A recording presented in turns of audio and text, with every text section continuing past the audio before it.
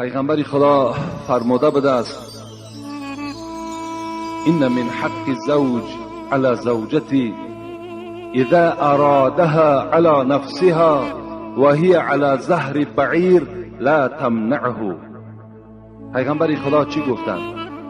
گفتند هر وقتایی که اگر مرد میخواهد که کام دل خود از زن حلالی خود برآرد، میخواهد که با زن خود هم صحبت شود، یعنی اگر عادی تر گوییم اگر خواهد که با زن خود خانه‌داری کند، اگرچه زن در بالای اشتر هم که سوار باشد باید که سخن مرد را رد نکند.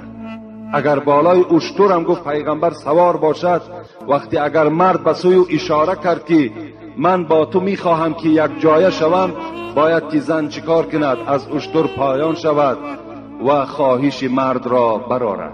این حدیث پیغمبر خداست. من از یک حکمت این حدیث به شما خبر میدهم که چرا پیغمبر خدا اشتر را ذکر کردند. چرا گفتند که اگر زن بالای اشتر باشد؟ چرا اسب نگفتند؟ چرا خر نگفتند؟ چرا یک حیوان دیگر را ذکر نکردند؟ اولا حیوانی که برای زنها سواره خوب بود در اون دوره ها این اشتر بود که سوار شدن او برای زنها هیچ ضللی نداشت و هیچ یعنی حرکت های تیز هم نداشتند و زنها بالای اشتر سوار شدن در طاقت داشتند. و دوم حکمت شمین است که برای اشتر سوار شدن به نهایت کار زیاد در کار، یعنی برای اشتر را پس کردن، سوار شدن و باز اشتر را پس کرده و باز پایان شدن، اینجا مشقت زیاد طلب میکنه. از این خاطر پیغمبر گفتن همه این مشقت را زن باید که تحمل کند، باید پسی سر کند و باید پایان شود و باید حق شوهر را ادا کند. گفته بدیم که رسول اکرم گفته بدن کدام مردی که زن خود اگر دعوت میکند به سوی فراش خود، به سوی جایگاه خواب خود، فلتأتیه و این کانت علی التنور. پیغمبر گفتند اگر چنده که در حالت نانپزی هم که باشد، اگر مرد از او طلب کند باید که نزد تنور ترک کند و نزد شوهرش حاضر شود. اگر چنده اینها مبالغه هستند، یعنی اگر چنده که اینها هیچ شوهر در حالتی چی بالای اشتر باشد یا نزد تنور باشد، زن خودم ممکن که دعوت نکند، لیکن رسول اکرم این حالت ها را ذکر کردند که این معنای او را دارد که شوهرها حقوق بلندی دارند. اگر در این حالت ها هم از شما طلب کنند، شما حقی رد کردن ندارید. در دیگر حدیث پیغمبر خدا چی میگوید؟ میگوید که اذا دعا الرجل امرأته الى فراشه. این دیگر حدیث است. پیغمبر خدا گفتن وقتی که مرد به سوی زن حلال خود دعوت میکند که نزد من بیا، یعنی در پهلوی من خواب کن، فلن تأتیه، این زن رد میکند، میگوید نه من در پهلوی تو خواب نمیکنم، من نزد نبیرهام خواب میکنم، یا نزد کیرینم خواب میکنم، یا نزد دخترم خواب میکنم، یا اینکه خلاص گپی مرد رد میکند، نمی آید. پیغمبر خدا چی گفتند؟ فبات غضبان علیها لعنتها الملائکه حتی تصبح. بین چی یک وعید سخت نسبت زن هاست. وقتی که گپی مرد که رد شد، سخن مرد که قبول نشد، البته مرد غمگین می شود، مرد غضبناک می شود. رسول اکرم گفتن وقتی که این مرد غضبناک شد، وقتی این مرد درمند شد و خواب کرد، ای زن گفت یقین بدان که تا صبح دمیدن تو در لعنت ملائکه ها گرفتار هستی. تا وقتی که صبح می دمد تمام ملائکه ها می گویند که لعنت خدا بر تو باد که تو سخن شوهر رد کردی. دیگر حدیث پیغمبری خدا چی میگوید؟ بین والذی نفسی بیدی، قسم به خدا گفتن پیغمبری ما و شما، قسم بر آن خدایی که جان محمد در دست اوست، ایما رجل یدعو امرأته الى فراشی فتأب علیه الا كان الذي في السماء ساخطا عليها حتى يرضى عنها. پیغمبری خدا گفتند وقتی اگر مرد زنی خود دعوت میکند نزد من بیا، باز این زن کدام شرط و شرایط او را نمیگذارد که نزد مرد بیاید، در پهلوی مرد ایستد، حالان که وی زنی وی است، باید که وی اطاعت کند هر زمان، هر ساعت، هر وقت. فتأب علیه، ابا میکند، سخن مرد قبول نمیکند. پیغمبر خدا گفتن یقین داند که الا کان الذی فی السماء، آن ذاتی که در آسمان است، مقصد از ذات آسمانی این خداوند است، ساخطا علیها حتی یرضى عنها، انا همون ذات از این زن ناخشنود می شود، غضبناک می شود تا وقتی که اگر این زن شوهری خود راضی نکرداند. خداوند از این زن ناراضی، ملائکه ها از این زن ناراضی، پیغمبرها از این گونه زن ناراضی. وای به حال این زن، که حال این زن چی می شده باشد وقتی که خداوند ناراضی باشد، پیغمبر ناراضی باشد، ملائکه ها ناراضی باشد، پس حیات برای این گونه زن در روی زمین چگونه جایز است؟ خدا نکرده اگر همون شب این زن امانت به سوی خداوند تسلیم کند، یعنی جان به حق تسلیم کند، این زن یقینا وارد جنت نمی شود. زیرا که پیغمبر خدا میگوید ایما امرأة ماتت و زوجها عنها راض دخلت الجنه، کدام مرد، کدام زنی که از دنیا میگذرد در حالتی که شوهرش زنده است و شوهر از او راضی است، دخلت الجنه، این زن وارد جنت می شود. زنی که اگر شوهر از او راضی باشد، شوهری که از او غضبناک باشد، ناراضی باشد، پس او زن چگونه وارد جنت می شود؟ خدا رحمت کند زنهای دوره پیغمبر را، اگرچنده که اینها را من بارها به سمع شما رسانیدم، لیکن مادام موردش آمده است باز به شما ذکر میکنم. نظر کنید که زنهای دوره پیغمبر چگونه بودند. این روایت حسن بصری میکند.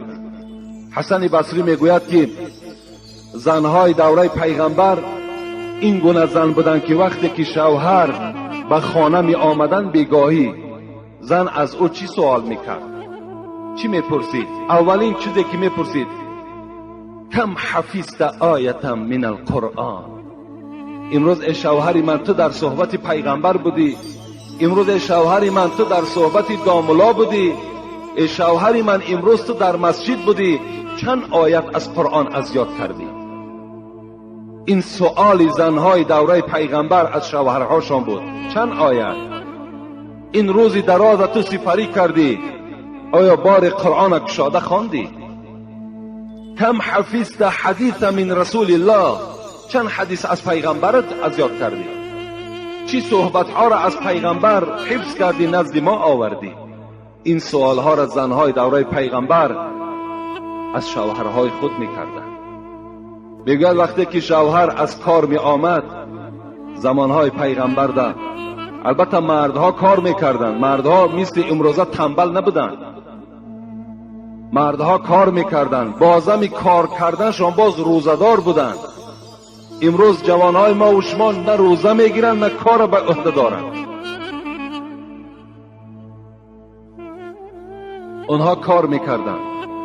وقتی میگوید که از کار میگشته می آمدن بیگاهی، چی زنهای مبارک بودند، چی زنهای خدا ترس بودند، زنهایی بودند که اونها خواستگار جنت بودند، میدانستند که رضاگی شوهر این رضاگی خداست، خدا که راضی شد ما وارد جنت میشویم. این شعار اون زنها در مینه سر خود جا کرده بودند. میگوید وقتی شوهر می آمد گویا که این شوهر یک سال ندیده باشد، این گونه میگه استقبالش میکرد و پیش راهش میدوید، دستهای را میگرفت سلام میکرد و پشت دستی میگه شوهرها را بوسه میکردند. گویا که این شوهر در یگان مملکت دوردست از پی کار رفته باشد، حالان که سحر برآمده بود، در مدت 5 ساعت یا 6 ساعت نمیدید، این گونه زنها استقبال شوهر میکردند. میگه وقتی این شوهر که می آمد گویا که مهمان آمده باشد و یا وارد خانه میکردند و اولین کاری که میگه اون زنها میکردن چی بود؟ در یک ظرف میگه مثل تغاره که میگویم امروز آب گرم می آوردن و میگه شوهرها را میگفتن پایهای خود در داخل این ظرف بگذار. برای چی میکردن؟ برای میگفتن که آب گرم ماندگی شوهر را میگیرد، یعنی آن زحمت و مشقتی که از سحر تا بگاه این مرد کشیده بود برای شکم زن، برای شکم فرزند، برای بهبودی روزگارش، انا همین آب گرم آن عذاب و مشقت‌های اون پا و درماندگی اون پای می برداشت میگیرید. با دست خود میگد این پایها را میشستند، تازه میکردند. خب دستهای شوهر آب میگرفتند، در پیش اونها دسترخوان میپرتافتند و طعام شوهر آماده میکردند. چه زنهای خدمتگاری بود. وقتی میگد شب میشد چیکار میکردند؟ توضأت له و تجملت له. الک بحاجة یا فلان اتأذن لی ان اقوم مصلیا بین یدی الله رب العالمین. این سخن زنهای دوره پیغمبر است. میگوید وقتی شوهر که در جاگه خواب بکرده است، در حال میگه طهارت میکرده‌اند. این زنها طهارت میکرده‌اند، سرمه میکشیده‌اند، اسمه میزده‌اند، خوشبویی میکرده‌اند و تجملت له. تمام آن زینتی که برای زن لازم است خودشان میگه خیلی خوش جمال میکرده‌اند و نزد شوهر، نزد همان فراش شوهر راست می ایستاده‌اند. الک بحاجتون.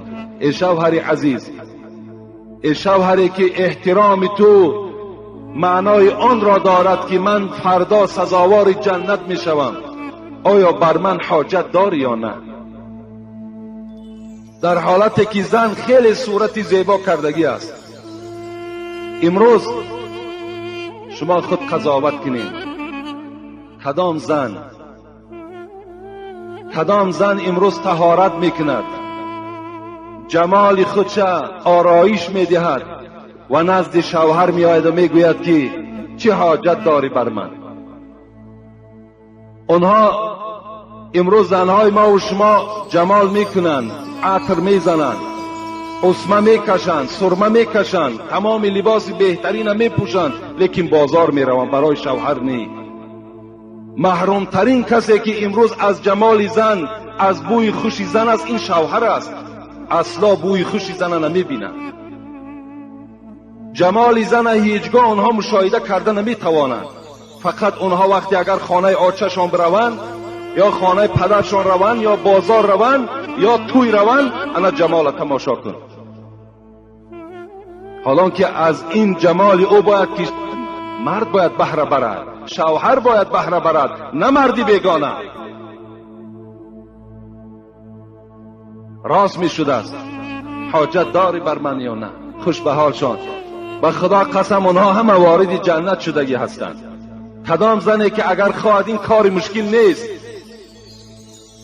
این اون قدر کاری نیست، با کرسکه و با رنگ و بار رخسارت تو زینت نده، بلکه تو هر روز به طهارت باش. به خدا قسم بهترین کرسکه این آب طهارت است. تون آب طهارت قطعی چهرت زیبا کرده میتوانی. در چهره تو چنان نور پیدا می شود که همه این خیمیکت هایی که هستند اینها عاجز می آیند. این کرسکه ها بعد 5 سال 10 سال چهره تو را چنان پژمرده میکنه که اگر تو 30 ساله باشی به 70 ساله مانند میشوی. وقتی مرد میگفت است که ای زن میگفت است خدا رحمت کند پدر و مادری تو را. البته این گونه زن در همین خیل معامله میکنی. خدا پدر و مادری تو را رحمت کند. من الحال بر تو هیچ حاجت ندارم، بلکه مانده شدم خواب میکنم. بعد این سخن شوهر، این زن سخنی خود قطع نمیکرد است، میگفت است اتأذن لی ان اقوم مصلیا بین یدی الله رب العالمین. ای شوهر عزیز، مادامی که بر من حاجت نداشته باشی، اجازت نمیدهی که 2 رکعت نماز در حق جان تو خوانم. نماز در حق جان شوهر از شوهر اجازت میگیرد. اجازت نمیدهی که 2 رکعت نماز من در همین دل شب خوانم و در حق تو دعا کنم که خدا عمر تو را دراز کند، خداوند توفیق تو را زیاد گرداند، خداوند تو را بالای فرزندهای من نگه دارد. اجازت میدهی یا نمیدهی؟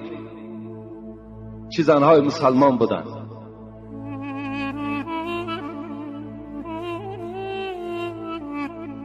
اونها میدانستند که این معامله فردا به نهایت مکافات کلان دارد. زن نزد پیغمبر آمد، ای پیغمبری خدا، میخواهم که شوهر کنم، چی اجازت میدهی؟ چی خدمت کنم؟ آیا وظیفه های شوهر چی است؟ رسول اکرم چی گفتن؟ لو کان من فرقه الى قدمه صدید فالحسته المرأة ما عدت شکره. پیغمبری خدا گفتن، ای خواهر، گفتن شوهر میکنی؟ گفت بله شوهر میکنم. گفتن حق شوهر این است که اگر از تار سر شوهر تا کف پای شوهر اگر زرداب باشد یا خون باشد، اگر تو زبان خود براری، فالحسته، اگر پاکیزه بدن همین شوهر، تا حال شکرانه شوهر به جا آوردی، تا حال تو شکر شوهر به جا آوردگی نیستی.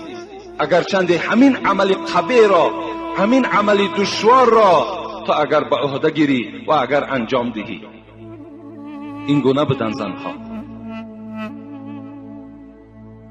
قصه ام سلیم چه قصه ای هست که عبرت آمیز است برای همه زنهای روی دنیا. موردی گفتنش آمد، نگاه کنید که در کدام حالت ام سلیم با شوهر خود خانه‌داری میکند، کدام حالت بالای ام سلیم آمده بود. ام سلیم این مادر انس است. حضرت انس مادرش ام سلیم بوده. پدر انس وقتی از دنیا میگذرد، ام سلیم به شوهر میماند. یک زمان از ام سلیم سپری می شود از مادر انس و مادر انس شوهر می کند. شوهر دویومی او ابو طلحه می باشد. ابو طلحه بسیار آدم خدا ترس بودند، بسیار آدم خدا جوی بودند و باغ کلان هم داشتند. می گوید وقتی که ابو طلحه را گرفت، بعد 1 سال گذشتن، ام سلیم باز صاحب یک فرزند شدند از این شوهر دویم که این فرزند را نامش را گذاشتند عمیر. عمیر نام گذاشتند. عمیر میگوید روز به روز دسترویک میشد، کلان میشد. چی در نزد پدر و مادرش عزیز بود، بسیار پدر و مادر دوستشان میداشتند. حتی پیغمبر خدا میگد گاه می آمد همین عمیر را میگد، همین فرزند ابو طلحه را نوازش میکرد، با او بازی میکرد، او را مذاق میکرد. باری میگد همین عمیر بیمار شد، بیماری تب.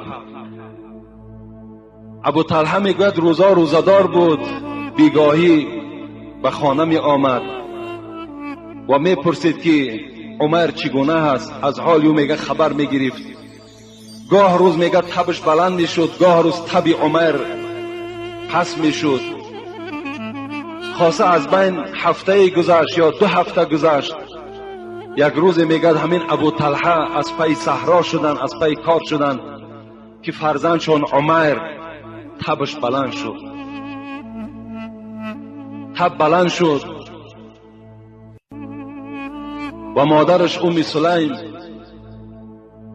اطراف فرزندش میدوید، دوایی میکرد، دوستداری میکرد، آب خنک می آورد. لیکن قضای الهی بوده است. عمر از دنیا میگذرد. میگد قسمی بیگاه بود، آمد ابو طلحه بود. در حال میگد این ام سلیم این فرزند خود عمر را میگد غسل داد، تازه کرد و در کفن میگد گرفت و برد در خانه دیگر گذاشت. وقتی بیگاه شد میگوید که این ابو طلحه که آمد پرسان کرد. اولین سوالی که کرد حال عمر چگونه است، فرزندمان چی خیل شد؟ ام سلیم چی جواب دادند؟ میدانستند که ابو طلحه روزدار است. گفتند امروز نظر به پیشینه کاملا خوب است و الحال ابو طلحه استراحت دارد، خوب می شود که از حال او دیگر خبر نگیری. ابو طلحه میگد با یک دلی پر چیکار کردند؟ رفته در خانه ای که دائم طعام میخوردن نشستند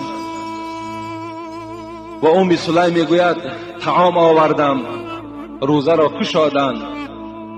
شب میگوید در پهلوی این ابو طلحه خواب کردم و حتی با ابو طلحه خانه‌داری کردم.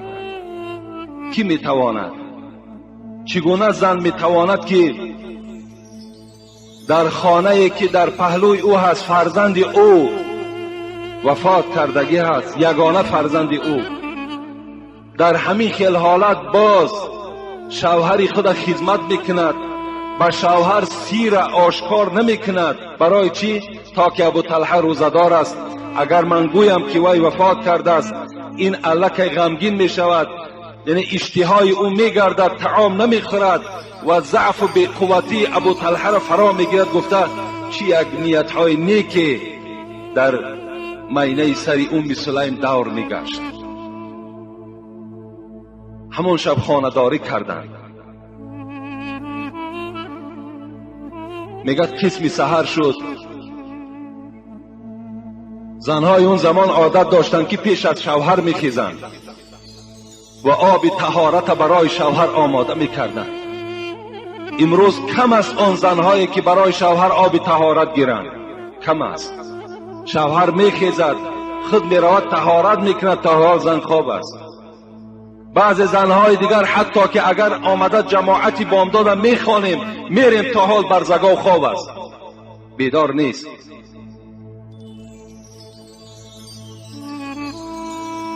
اونها این عادت نداشتند. در حال میگد بیدار شدند، از پهلوی شوهر خیستند، به نیت آب طهارت خیستند. لیکن مادامی که مادر بودند دلشان طاقت نکردند. گفتند ابو طلحه گفتند اگر مبادایی که یگان کس یک ودیعت، یک امانت به ما و شما دهد، مثل خواه بیل است، خواه تیشه است، خواه لباس است و یک مهلت برای او به ما و شما جدا کند، آیا او را گرداندن دادن لازم است یا نه؟ ابو طلحه گفتند البته امانت باید خیانت کردن در کار نیست. امانت چیزی هست که باید در حال به صاحبش گردانده شود. گفت ابو طلحه گو آگاه باش که امشب همون امانتی که فرزند ما و شما عمر بود جان را به حق تسلیم کرده بود. من نخواستم که تو را آگاه کنم، زیرا تشویش بالای تو می شد. تو آدمی روزدار بودی، تو آدمی مانده بودی، از این خاطر من وی را غسل دادم، کفن کردم. الحال برای تو خبر می دهم. ابو طلحه میگوید غضبناک شدند، از جای خود خیستند و دوان نزد استاد خود، معلم خود، سرور خود، راهبر خود حضرت محمد صلی الله علیه و سلم روانه شدند. آمدن نزد پیغمبر شکایت کردند پیغمبر خدا این حالت دیروز بیگاهی بالای فرزند من رخ داد، لیکن زن من این حالت را برای من بیان نکرد، این چی میشده باشد؟ پیغمبر خدا گفتند خوش به حالت ای ابو طلحه که چی زنی مسلمان را تو صاحب هستی. امشب این خانه‌داری که شما کردین پیغمبر خدا به نور نبوت دانستند. گفتن از این نطفه شما، از این خانه‌داری شما بی نهایت فرزند خوب به دنیا می آید. صحابه ها حکایت میکنند که وقتی پیغمبر از دنیا گذشتند این زن فرزند را تولد کرد به نام عبدالله، که بعد این عبدالله میگوید باز 8 بچه دیگر تولد شد، 9 بچه شدند. که همه اینا حافظ قرآن بودن. همه این به خاطر چی آمد؟ به خاطر احترام شوهر آمد، احترام ام سلم از برای شوهرش آمد. این 9 تا حافظ قرآن، این حزل نیست، این شوخی نیست. خداوند با همون زن نصیب میگرداند که اگر احترام شوهر داشته باشد، با قدر شوهر میرسیدگی باشد. چگونه زنهای خوبی بودند، چگونه زنهایی بودند که با شوهرهای خود این گونه معامله ها را میکردند. میگوید اسماء در حکایت صحابه میگذارد، اسماء میگوید فرزند یزید انصاری بود. بار میگوید نزد پیغمبر آمدم و گفتم پیغمبری خدا، پدر و مادرم فدای جان تو باد، من نماینده از بین زنها هستم، مرا نماینده انتخاب کردند و با پیش جناب شما روان کردند تا که از تو من سؤال دارم. گفتند چی سؤال داری ای اسماء؟ میگوید اسماء گفتند پیغمبری خدا، تو هم پیغمبری مردها هستی هم پیغمبری زنها هستی.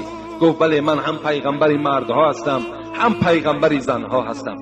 گفت ای پیغمبری خدا، امروز مردها نماز جمعه میخوانند، مردها نماز 5 وقته جماعت میخوانند، امروز مردها نماز جنازه میخوانند، امروز مردها عیادت بیمار میکنند، امروز مردها حج میکنند، امروز مردها عمره میکنند، امروز مردها از همه بزرگ جهاد میکنند و ما در خانه مستور هستیم، با ستر هستیم، در خانه نشسته هستیم، فرزندهای اونها را در شکم خود میبرداریم، شهوت اونها را میشکنیم، لباسهای اونها را میشوییم، لباسهای اونها را میدوزیم. ای پیغمبری خدا، بازم این مردها در ثواب از ما گذشتند. رسول اکرم میگوید طرف اصحاب گشتند، گفتند آیا در بین زنها چنین سؤال کننده را میابید یا نه؟ این سؤالی که این زن کرد آیا از زبان هیچ زن شنیدگی هستین یا نه؟ گفتند نه پیغمبری خدا، اولین سؤالی است که ما از زبان اسماء شنیدیم. رسول اکرم چی گفتند ای اسماء؟ گفتند رفتن نزد همه آن زنهایی که تو را برای خود نماینده انتخاب کردند، با همه زنها آگاه کن که اگر زن جهاد کند، اگر چی مقدار ثواب گیرد، شما هم همون ثواب میگیرین در حالتی که اگر احترام شوهر داشته باشید. 5 وقت نمازی که شوهرها میخوانند و آنها هر روز 135 ثواب از خود میکنند، شما هم همون ثواب در خانه میگیرین اگر احترام شوهر داشته باشید.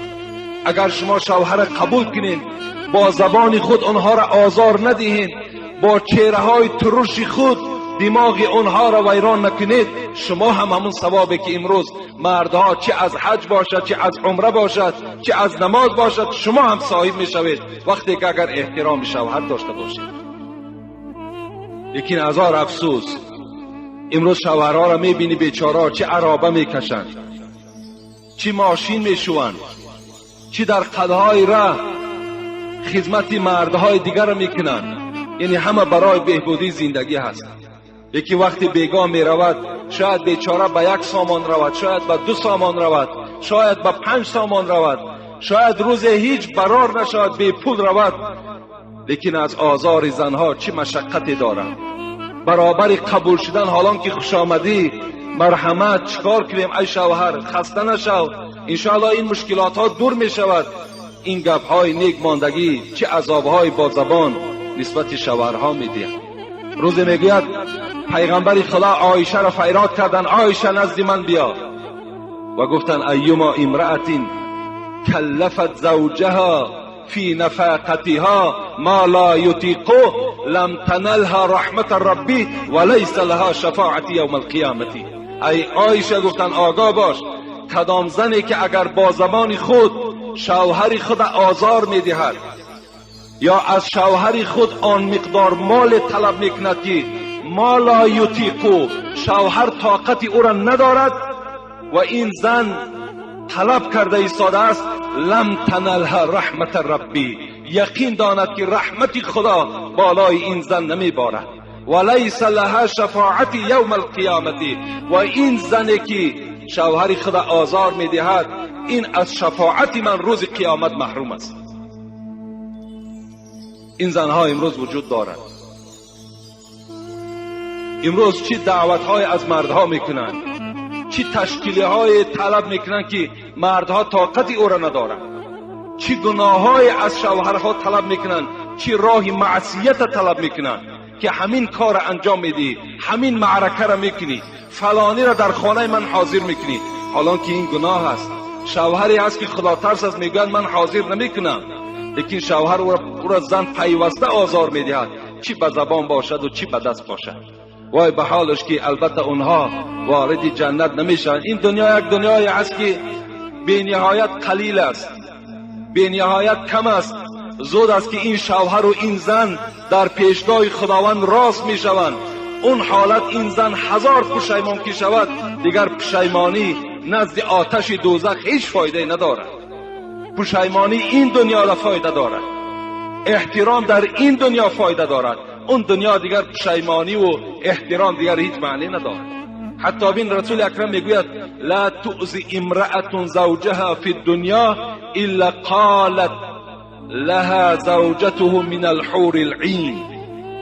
وقتی میگوید در دنیا مردک زیر تحقیر زن قرار دارد، یعنی پیوسته شوهر آزار میدهد، پیوسته سخن شوهر قبول نمیکند، با شوهر دائم با زبان درشت خود معامله میکند. رسول اکرم چی گفتند؟ گفتند که این مردها در جنت زنها دارند به نام حور العین. همان حور العین، همان حورهای جنتی وقتی این معامله بدی زنها را که در دنیا نسبت شوهرها که میدیدند چی میگفتند؟ به زن چی میگفتند؟ قاتلک الله. این چی یک سخنی سختی از جانب حورهای جنتی نسبت زنهای دنیوی است. قاتلک الله فانما هو عندك الدخیل یوشک ای یفارقک الینا. گفته است که ای زن دنیایی، اینقدر شوهر آزار میدهی، اینقدر شوهر خوب قبول نمیکنی، قاتلک الله، خدا تو را قاتل کنه، خدا تو را هلاک کنه. فانما هو عندك الدخیل، یقین بدان ای زن دنیایی که این شوهر در نزد تو موقت است، این در نزد تو مهمان است. یوشک ای یفارقک الینا، زود است که تو را ترک میکند ای زن دلازار و نزد ما میآید. این حورهای جنتی نسبت همون زنهایی که در دنیا معامله دارند انا این گونه معامله میکرده. لکن چگونه ای که سر آغاز صحبت ما و شما در باب دعوت کردن زن به سوی جایگاه خواب بود و زنها اگر قبول کنند از حدیث هایی که به شما بیان کردم انشاءالله اونها برخوردار می شوند، اگر قبول هم که نکنند آن وعید هایی که خواندم چی می شوند؟ سزاوار می شوند. لکن باز به شما خاطر رسان می کنم که جوانای عزیز، من باور کنین از این خدچه ها و از این مراجعت های زنها به خلاصه آمدم که به شما همه خبر می دهم، چگونه که در جمعه پیشین به شما خبر دادم که خانه‌داری ها را باید که با طریق برنامه های تلویزیونی نکنین. خانه‌داری هاتون مثل خانه‌داری های غربی ها نکنین، اینا حرام هستند. شما تقلیدی به مردم غرب نکنید. ملت را رفت چون آیین زده است، ملت را رفت چون آیین زده است، مثل خاک اجزای او از هم شکست. هستی مسلم ز آیین است و بس، باطنی دینی نبی این است و بس. خدا رحمت کند محمد اقبال لاهوری را، میگوید از مردم غرب شما پیرو نشین، آن دین و آیین و آن رسم و اصولی که داشتین با او رفتار کنین، با آنها شما معامله نکنین. با گفتار و کردار اونها شما چیکار نکنید؟